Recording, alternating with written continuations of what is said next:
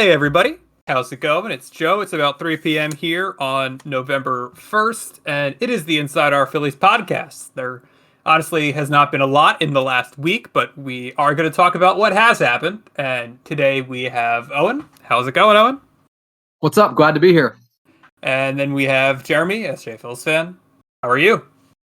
Baseball. Baseball. Today is the day the baseball season dies. We are recording this before Game 7 of the World Series, and we'll get into that a little bit later. But what I wanted to start off with this is, obviously over the next few months, there's going to be a lot of changes across the Phillies and the league as we're heading into free agency. Earlier this week, The Athletic had contract predictions for each player, of the top 50 free agents. And there were 3 Phillies on that list. So let's kind of go through the 3 of these guys and kind of talk about each of their situations and what you think about those contract predictions. So to start, we'll go with the big one. Kyle Schwarber, who is predicted to get a 5-year, $160 million deal. So that's a $32 million AAV. I'll ask you first, Owen. What do you think about Schwarber getting that contract, if that's what happens? The yearly length is what really throws me off on this prediction. I think the AAV is actually pretty good. It's a little bit over 30, and I think that is honestly, we'd be really happy to get him for a range that would be more like 300. To me, that's kind of the target range for Schwarber is 300. I think for someone who's getting older and up in age as he is, to me, I just feel like 5 years, maybe if you have a team option, but I feel like 5 years is just too much. But honestly, I don't think 160 is that bad. So I think it's in the realm of reasonable. I think it depends on who exactly is bidding for him. If the Dodgers get involved, they won't, I guess, because they have Ohtani and he's the DH. But if a team like the Dodgers or the Yankees or the Mets who have unlimited money get involved, that may get pushed up. And to me, I think it is paramount for the Phillies to retain Schwarber. I think if we don't retain Schwarber, we are basically giving up on competing in 26. That's fair. How about you, Jeremy? Yeah, 5 years is a little long. I wouldn't do a club option. I'll basically do a very simple, games played. If he plays 120 games each year, after 3 years, the automatically best. Something easy. If he's healthy, it's fine. I would up the AAV to cut down on that 5th year. That 5th year for Schwarber heading into his age 33 season, so you're paying him for 33 through 37. Yeah, that scares me a little bit, paying a 37-year-old DH. We're going to have Bryce Harper here still. Do we think Bryce Harper is going to be able to play first base still, 5 years from now? I don't know. I think there's a lot of questions there. In the Athletic article, they called out the salary comps as being Rafael Devers, 10 years, $313.5 million, while Carlos Stanton's 13-year, $325 million deal, which, in my opinion, those are both crazy.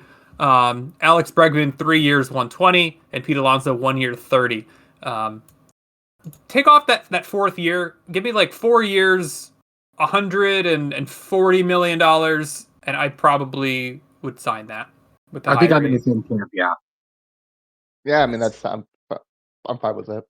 Yeah, save that 5th year. But if we don't sign Schwarber, we're basically fucked next year because we've talked about this ad nauseum. There are no good bats really available. Pete Alonso is the only good bat besides Schwarber I would want. Oh, and this team is getting old. Yeah. Our window is I don't think it's closed yet. I think we have a year, maybe 2 more years, but the team is getting old. We have a lot of money that's being eaten up in the future years. I feel like the time to win is now. Schwarber is a guy you need to be on that team. I think if the Phillies let Schwarber go again, I just don't see this team committing to win. And I kind of don't like how this team is kind of floundered between keeping prospects and not committing.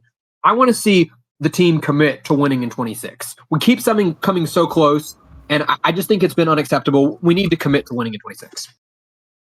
Yeah, I get where people are coming from with that. I obviously like watching a winning team, but if it is better for, the midterm health of this team to retool, I'm not opposed to it.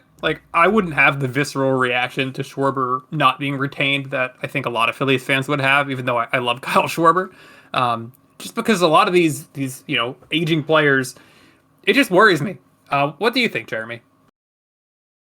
Yeah, it's just also like I don't mind trading prospects, but again, I want to trade one, but unless it's for like a good right-handed young bat, and there aren't any that are going to be tradable. Like Julio, wait, J-Rod's lefty, right? Well, Julio, there's no way he's getting traded. There's no way. Oh, I know, but he's a lefty though, Yeah, isn't he? I think No, you're that's right. right. No, he does, but no, yeah, J-Rod isn't right. Yeah, so like he's like the one that could think of. That's a young righty. They're not trading him. So yeah, I don't want to trade. Like I don't want to trade for another lefty like just bat because Crawford could just be that lefty outfielder. Yeah, So I might as well see what he could do. So we would need a young righty outfielder, and there aren't going to be any available, even if we trade like. I don't think the Mariners would do Painter straight up for J-Rod. I would do that in a heartbeat. Yeah, we will get into this kind of stuff soon because we are going to have a little segment about what we want out of free agency, and I think there's a lot of interesting discussions to be had there. The next prediction we have is JT Realmuto. This is a little bit complex because what the Athletic had in the prediction was kind of then disputed a little bit by Matt Gelb. So the prediction that the Athletic gave was a 2-year, $34 million deal for Realmuto, but Matt Gelb then reported that Realmuto is looking for a 3-year deal. So number one, what do you think about that 2-year, $34 million deal? And then what if it was 3 years, $50 million? Like, what do you each think about that? So my thing is there are no good catchers available this year, next year. So we just kind of have to. Yeah, there's nothing else I could say. Like there are no good catchers available anywhere. Like even prospect wise, because even you could say Tait wasn't going to be available for a couple years coming up anyway. We forward for the Mariners catcher prospect be what would it take to get him? And we're just gonna if he just busts, then you could trade for. Yeah, I was gonna say you could trade for Adley Rutschman probably, but that probably costs a lot at the same time. Yeah, but they're not going to want to. They're not going to trade him because his value is low. He's a backup now. They have to trade him. Is he really going to be a backup? Yeah, they signed their new guy to a huge deal. Rutschman is almost certainly going to be traded at some point. So to me, it's like if you don't get JT, Rutschman is the next answer, unless you're just completely selling off. And I don't see the Phillies doing that. To me, the 3 years 45 or 2 years 30, I think if you go to 3 years, the AAV comes down a little bit. I think I'm kind of fine either way. Like he's getting older, but like you mentioned, the catcher is a very shallow position right now, and we're not going to go out there and have either Marchand or Garrett Stubbs being our starting catcher. Like that's just not going to work. So we got to do something with either JT or possibly trade to get Rutschman, but I think he's going to be too expensive, like you said. Yeah, it's a hard sell, right? It's a hard sell to give up assets for Rutschman when you can just re-sign JT. A third year worries me. I would rather that be some kind of option where there's a buyout or something like that.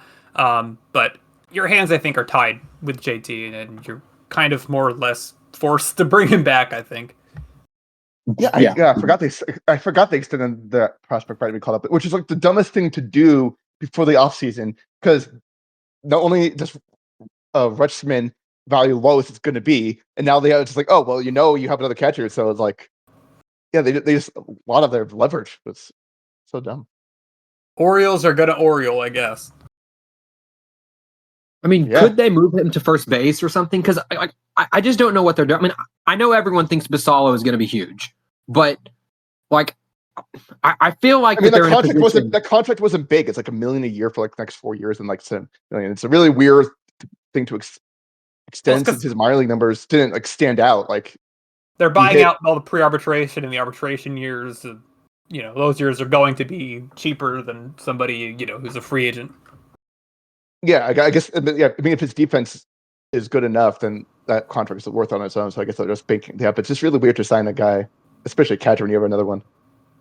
Very strange. Very strange. So the next big prediction that we got for a Phillies player, I think most people expect the Phillies will not retain Ranger Suarez. Maybe this deal will change the people's minds. It's predicted that Ranger Suarez is going to sign a 6-year, $164 million deal. What do you all think?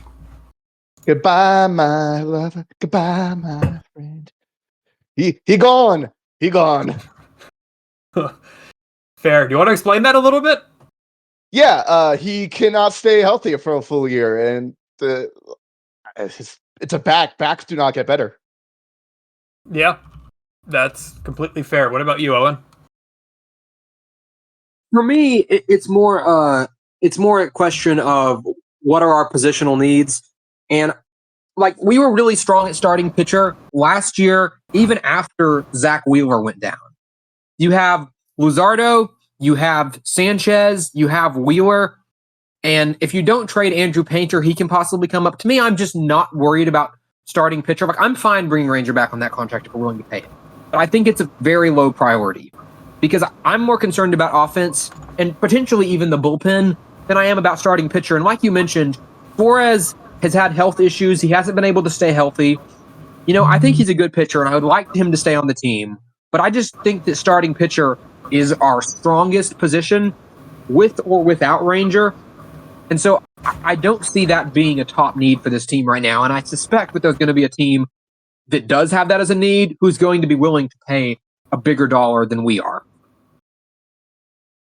Yeah, I think that's fair. I thought something very interesting. I was watching the Foolish Baseball video for anybody that is a fan of Foolish Baseball. And over the last 2 years, I think it was 2 years, when you look at location plus, which is a stat that pretty much says, like, compared to the average pitcher, like how well are they hitting their spots. Ranger Suarez was the best pitcher in the league as far as location plus is considered. So he's the best at hitting the spots that he is aiming for, which is pretty incredible. But I agree with what you're saying about how there's an injury risk, especially with what you're saying about his back. And I, for that reason, don't find a 6-year deal where we're paying over $160 million.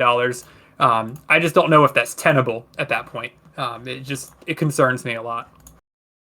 I guess you could have it contingent on innings, but I still think that there's risks there that just aren't worth it for the position.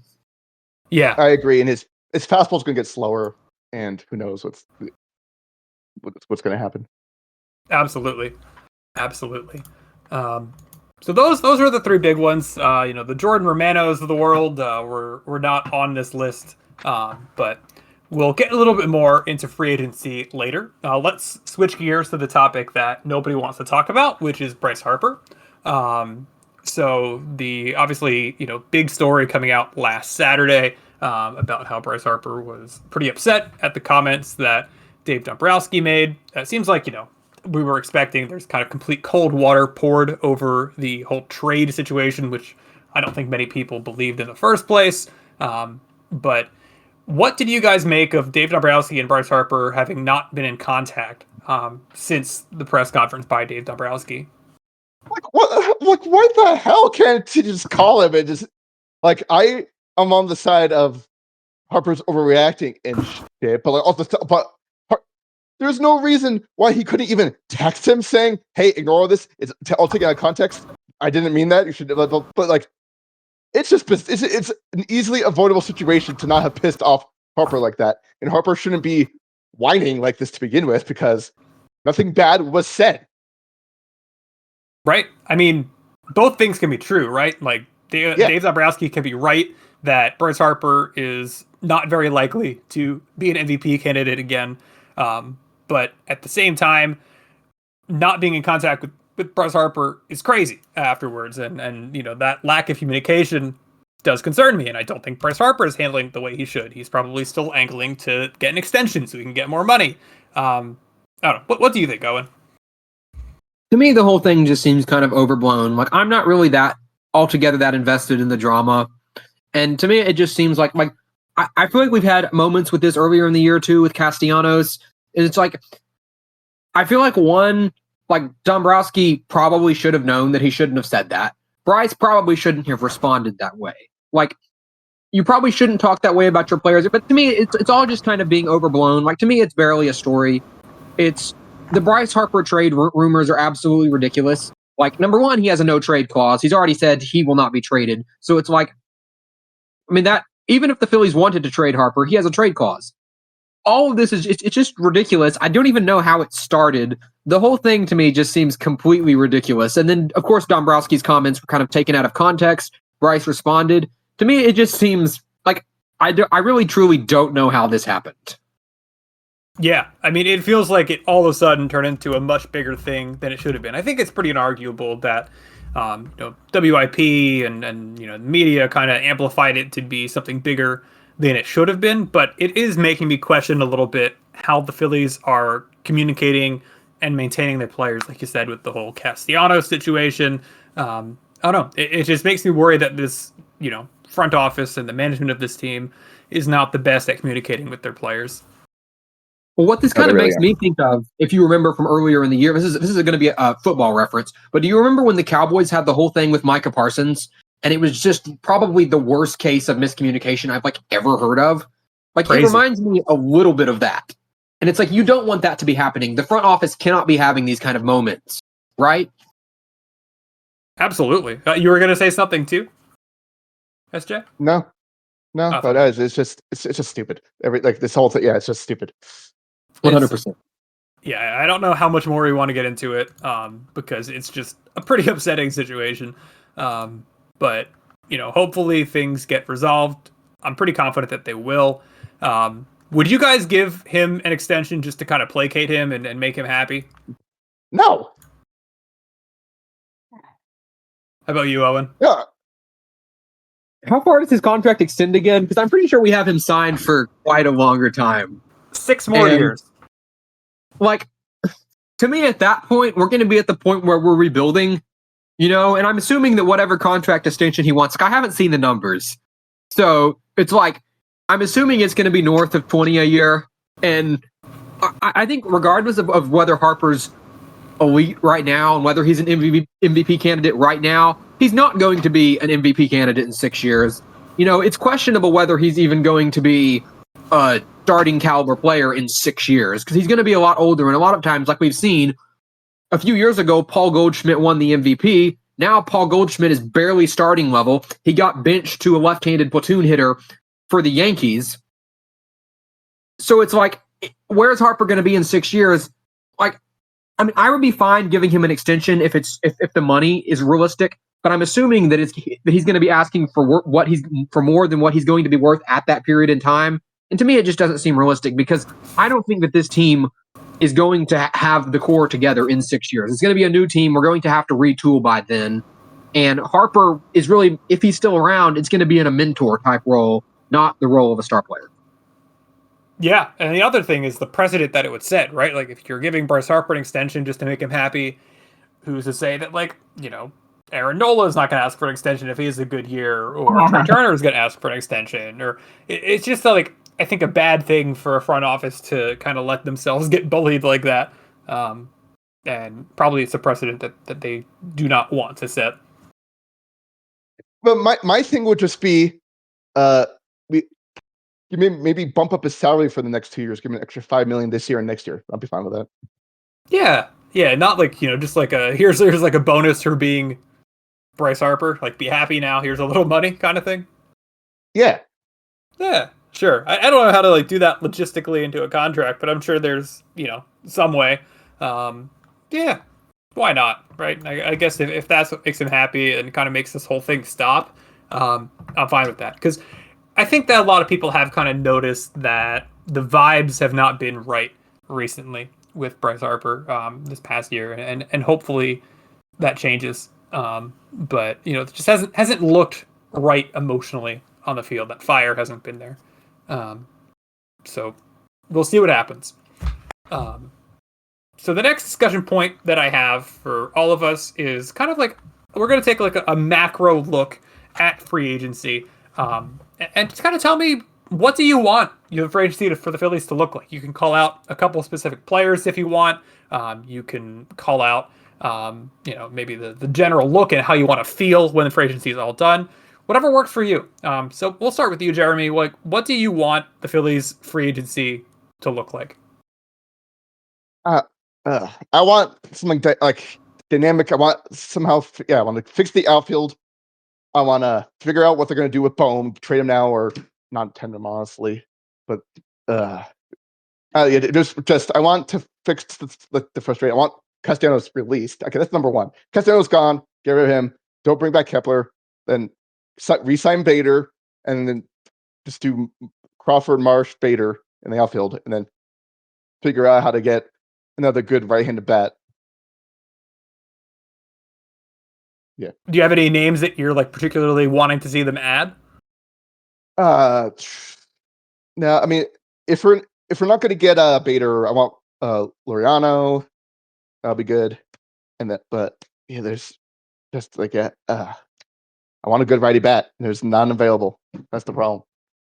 Yeah, I wouldn't be opposed to signing Alonso and then shifting Harper to left, and then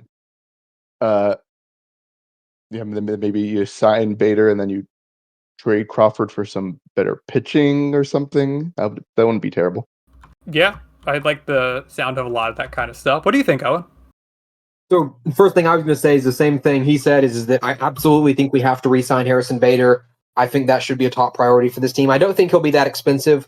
I would not expect his contract, whatever it would be, to exceed an AAV of $15 million, probably going to be more in the 10 to 12 range, potentially 2 to 3 years, which I think is completely fair. In terms of players, I would be completely okay signing someone like Pete Alonso, but I also think that moving Bryce Harper to the outfield right now is not realistic. I don't think he wants to do that. I think with the injury concerns, I think it's safer to keep him at first base. Somebody who I think would be very interesting to look at, now he may be overpriced, is Alex Bregman. I think Alex Bregman would be very interesting, especially if we're looking to replace Bohm. Alex Bregman could be a very interesting player to look at for this team, because I think that Alex Bregman is someone who's a very good hitter. He's very good defensively. He would basically check all of those boxes of an elite player and an elite right-handed bat, which is something that this team has been needing. And of course, we already talked a little bit about Schwarber and Realmuto. I think that they're very important to bring back. I like Kyle Tucker a lot, but I think everything I've heard is that he's going to sign for an obscene amount of money, and I don't even want to go near that. Right. And I do think we need to address the bullpen. Yeah. What are you kind of looking for out of the bullpen? Are you looking for like a righty, a lefty, any specific names that you want to see out of the bullpen? I don't really have anyone in specific. I don't know if Diaz is going to opt out this year. I've heard some people mention that name. I don't know if I want to go for him. I think going for guys who have had great years but aren't necessarily thought of as closers, because to me, whenever you see a guy and then they close the last year, they have a lot of saves, I think that there tends to be a little bit of you have to pay a little bit of a premium for that closer when the reliever maybe isn't that much different, especially when we already have our closer in Duran.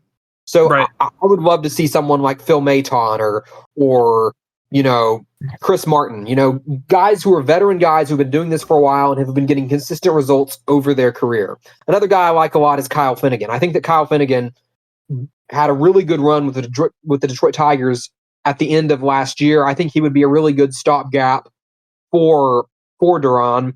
And I think that those guys are the guys who don't cost very much, and especially towards the end of our year this season, I think we really felt our lack of production in the bullpen pretty much in everyone other than Duran. Yeah, I think that's totally fair. I like a lot of what you're thinking, and that's cool. So I have a more in-depth like optional or a more in-depth ideal free agency. I probably put more effort into this than I should have. This is still a rough draft. I think that as time changes, I might change a few of my opinions here. But I guess I'll go through these and see what you guys think, because I think that this is a lot of the creative thinking that I hopefully want the Phillies to employ. So first off, I agree that the bullpen needs to have somebody added to it. And the two names that I'm kind of locked in on in the bullpen, number one, Tyler Rogers, who was with the Giants and then traded to the Mets last year. He pitched 81 games of an ERA around 2 last year. The contract prediction in that article from The Athletic is 1 year, $15 million for Tyler Rogers. He's 35 years old, but I think that funky release would do a lot of good to have on the Phillies. Another one I'm looking for is, maybe you can take a shot on Devin Williams as like a bounce back candidate. The prediction for him is a 1 year, $10 million deal. And he just has too much of a track record and not really much of an injury history to believe that he is cooked. So I think you add one of those righties into the bullpen, and then you have a bullpen that's like Kerkering, Duran, Strahm, Alvarado, Banks, and either Devin Williams or Tyler Rogers. And those are like your top 6 in the bullpen for 2026. What do you think of both of those names? I'm totally on board for Tyler Rogers. I don't know. I think Devin Williams might be cooked. Like, I feel like that we've tried the project reliever, and every year it has not worked out. I'm not sure I want to do that again. Like, maybe this is just the PTSD of Jordan Romano and everything with that. But to me, like, I don't know if I would pay $10 million for Devin Williams right now. I think he may be cooked. Fair. That's totally fair. It's definitely a risk. What about you, Jeremy? I don't think he's cooked. I think it's a classic case of Yankee pressure, not being able to handle it. Especially as his like, let's see, Devin Williams. I remember looking at his his FIP was 268. His walk rate was down. It was like the lowest it's been since 2020. His home runs per night was still under 1. So I would definitely take a chance on him.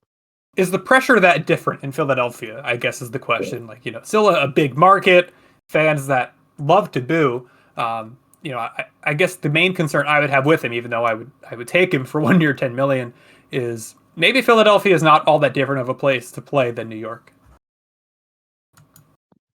Yeah, but I don't know, but do you just we have so many former players that have only been here for a couple of years, and they're the ones that always come back, stick around for media and stuff, and they always talk about how much they love Philly more than other teams and stuff. So there's something about Philly that's different kind of pressure, I think. But it's still a high stress environment. Yeah, it's high stress, but the media doesn't take everything insane like this New York sports media does. Only some things. But yeah, no, I think you add one of those guys to the bullpen, and no matter what, I think you're raising the ceiling for ultimately not that much money. Next thing that I have is the outfield. I think at this point, it's pretty clear that Nick Castellanos is going to be either traded or released from the team. But what I would do at the outfield is I would make a trade. I think that there is a guy on the Texas Rangers that has 1 year left on his deal, and there's a guy on the Phillies that has 1 year left on his deal, and you make that trade and trade Alec Boehm for Adolis Garcia. I know Adolis Garcia is similar to Nick Castellanos in a lot of ways. There is a lot of strikeouts, but I think that the defense from Adolis Garcia is quite a bit better than Nick Castellanos. Yeah. His WAR, Garcia's WAR was 2.7 this year, and his numbers were pretty much on par offensively with Castellanos. I think it's a good way to kind of offload the baggage that Boehm might carry. I know Adolis Garcia, only hit 19 home runs this year, but in the last 4 years before that, he hit at least 25 a year. 2 years ago, he had a 39 home run year. And apparently the Rangers are going to be shopping him. If they would want Alec Boehm, which they might because they don't really have a third baseman, and they're a team that is, trying to compete, I would do it. Do you think that opens up? Sorry? No, would you be willing to do a Boehm for Jung trade though? Maybe we can unlock something with Josh Jung. I don't know. I'm kind of locked in on Adolis because it's a right-handed hitter you can put in the outfield with some power. I feel like it's a really good way to get through that. Well, I think that trading Boehm could open up the door to signing Bregman. I mean, I think that that's a little bit of a stretch because I think that the chances are we probably don't sign Bregman, But to me, that's kind of a dream signing for me because I think that he would make a huge impact on this offense. I mean, yeah, Bregman would absolutely plug that hole and make the Phillies a much better team next year. That's without a doubt, right? I mean, definitely.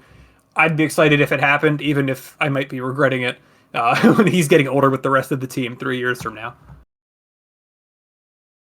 Yeah, but yeah, that's my issue with Bregman is age. Yeah, but that's the issue with this whole team. I mean, I think we're kind of at the point with this team. We have so much money tied up with guys who are old. Like, I think that there comes a point to where we're going to have to eat the next 3 or 4 years, kind of regardless.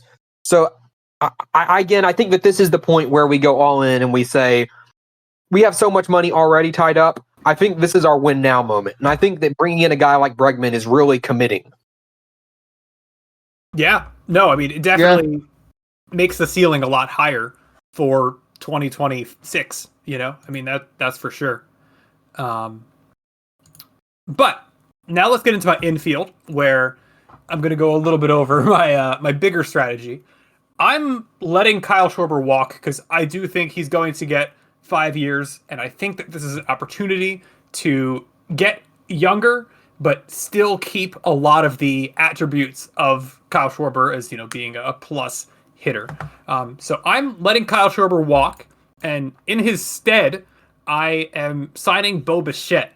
Bo Bichette has a predicted deal of 7 years, 189 million. So similar total value to Schwarber, but over more years, a lower AAV. And I think that you can slot him in at probably second base on this team. And that leads you to the possibility of trading Bryce and Stott, which I think you could get some good value out of there. Bo Bichette's coming off of a pretty good year this year. He's a middle infielder with some good defense and, decent enough power. 18 home runs this year. He's had, a few years of 20 home runs plus. What do you guys think about that fit? For me, at least, I'm not a real Bo Bichette believer. And I think one of the reasons that I'm so sold on Kyle Schwarber is that for a hitter like Schwarber, power is always the last thing to go for guys who are getting older. I think Schwarber will be able to maintain his current production for a while. Bichette had the horrendous 2024, and I know he bounced back in 25, but I don't know if I buy him as someone who's going to be a consistent producer down the line. I know he's had issues with making a lot of errors on defense. That might come down if he were to play second base. But, I mean, defensively, I think it makes sense. But I don't know. I think you create another gap in the lineup by losing power and by getting another guy who's kind of a contact, kind of a slap doubles kind of guy, kind of like Turner, but with less power than Turner. I don't know if I want to pull out a guy who's hitting 50 home runs a season to replace him with a guy who's going to hit 10. If you hit 10, Bo Bichette's pretty much good for usually 20. The injury concerns are probably on 135, 81, 139 past 3 years. So that's something to worry about. But he definitely has power 20 plus. But I'm not so sure the power sticks with ages with fine wine still, because of the way how pitchers are just maximized these days. I don't know if the bat speed's gonna be able to keep up. Bo Bichette's 27 years old, so you're pretty much getting 5 years younger by essentially replacing Kyle Schwarber with Bo Bichette. I don't know. I think it's interesting. It's not terrible. And then, honestly, the guy that I would consider getting, as the headline of a Bryce and Stott package is Yandy Diaz from the Rays. Apparently, the Rays are going to be looking to trade Yandy Diaz, who has 2 years left on his deal, 26 and 27. He gets paid $12 million next year. And then he has a club option that vests if he gets 500 plate appearances in 2026. Yandy Diaz is a guy, he can hit for some power. He'd probably be the DH on this team for the Phillies. And I think that could be a good fit to kind of, get the power. You're pretty much getting rid of Stott and Schwarber, and you're adding Yandy Diaz and Bo Bichette. And then all of a sudden, right-handed hitting is not the problem that it was this past year. Yeah. Yeah. No, I mean, those are good. I'd be down for that. And then I think you're kind of forced to bring back Romuto. So the lineup would probably look something like Trey Turner leading off, Bo Bichette hitting second, Bryce Harper hitting third, Yandy Diaz hitting fourth, Dolis Garcia hitting fifth, Brandon Marsh hitting seventh, Romuto eighth, Justin Crawford could be in there too in the outfield. And Mundo Sosa is probably at that point playing third base, which I think is fine. I don't know. What do you like? I think that's a lineup that has a lot more right-handed talent than this year. Maybe less top-end talent, but I think a more balanced lineup across the board. I don't know. I don't get. Yeah, we tried the top end full match lineup. It did not work. So, but like the Blue Jays, they don't have all top end. They have just guys that make contact and shit. And that those teams usually can have those runs like the Blue Jays are. The Blue Jays lineup is a pain in the butt. I mean, they work at bats, don't they? Like it's crazy to watch. Yeah. Such a big difference. And what a great tie we have into our last discussion point for the podcast. Game 7 of the World Series is tonight. David versus Goliath. They'll have their final battle. Who do you guys have winning? Wait, sorry. Who the final battle? David and Goliath. Oh. The Blue Jays, Dodgers. Who's winning? I mean, I don't care how rush. I'm Blue Jays. Blue Jays. Oh shit! The game where wait. Oh no, my browser didn't reload. I was like, what the hell? It's already started. Like, imagine that. That would be a very MLB thing to have a game at 3:30 on a on a Saturday. We just segue to start commentating on the whole game, and this just goes on to be like a 4-hour episode. Yeah.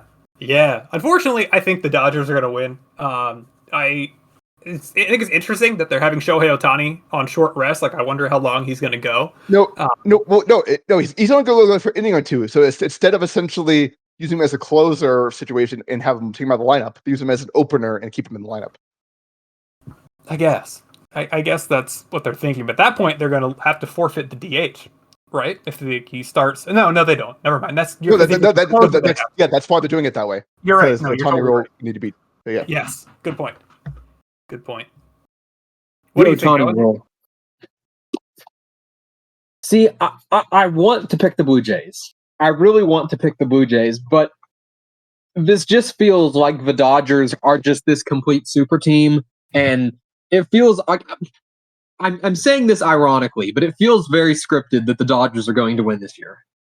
I mean, just with other than this series, the Dodgers and the Phillies included, the Dodgers just kind of walked through this playoffs. Like, they are pretty much met with almost no resistance until this series. I think that if the Blue Jays... we gave them... They only won each game by like 1 run. We gave them a pretty good run for their money. In terms of... Yes, but we did not finish at all. When it came to the ends of the games, we just fell off. Our bullpen could not hold it together. The offense did not perform in ways it should have. If you're just looking at the total runs scored, it was similar, but a lot of that was because we scored like 10 runs in one game and just kind of evened it out with one offensive onslaught, and they kind of killed us for the rest of the game. But this just feels to me like Max Scherzer's pitching for the Blue Jays. I don't have a ton of confidence in Scherzer. I don't think he's as bad as Kershaw is right now. Like, I trust him more than I would Kershaw, but I don't trust him a lot. I feel like if the Blue Jays were going to win, yesterday's game was their opportunity. Like, I don't think that they're going to come into an elimination game against the Dodgers and pull off the upset. I just don't see it happening, especially not in and I know Ohtani is technically an opener and he's not going to start the whole game, but the Dodgers, I think, are just poised to win today, and I have to pick the Dodgers. There you go. I would love to see the Blue Jays win. I think that it would be a great way for the season to end.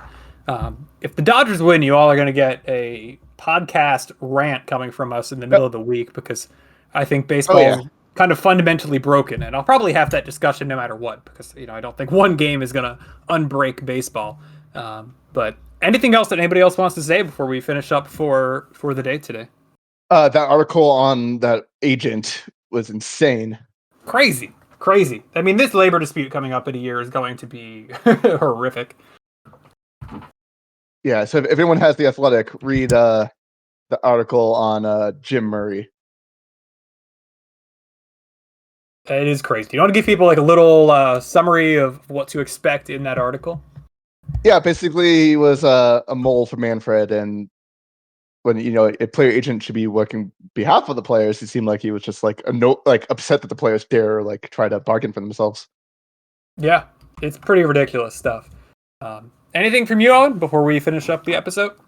The one thing that I maybe this is just me being a little bit salty about the Dodgers right now, but I just feel like the MLB caters so much to the Dodgers and Ohtani. Like, Ohtani had a rule that was specific. I mentioned that a second ago. That was specifically made for him so that he can pitch and be pulled from the game and still DH.